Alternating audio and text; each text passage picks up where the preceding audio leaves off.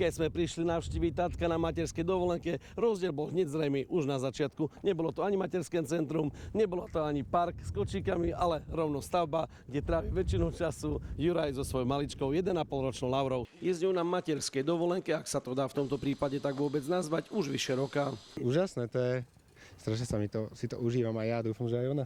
Náplňa je zjavne iná, ako by sa od maminy dalo čakať, keďže predstavujú baráčik, nebehá okolo Laury s plienkami, ale behá s ňou po stavebninách a po stavbe. Pripravujeme domček aj pre ňu, aby sme mohli spolu bývať. Snažím sa z reálneho života, aby videla.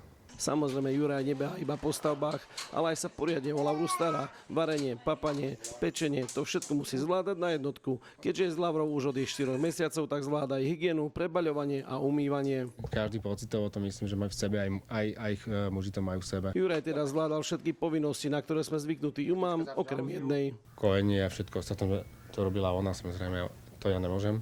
Keď Juraj ukladal maličku do postielky, skočili sme maminu skontrolovať do práce, či nie je v strese. Prax ukázala, že zvládajú to fakt veľmi dobre.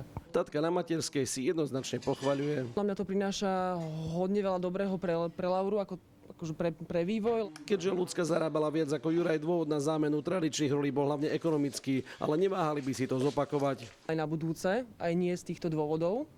A pokiaľ sa bude dať, tak určite dám šancu proste aj teraz pri tom ďalšom babetku. Počet otcov na materskej dovolenke každoročne rapidne stúpa, no stále ide o zanedbateľné percento.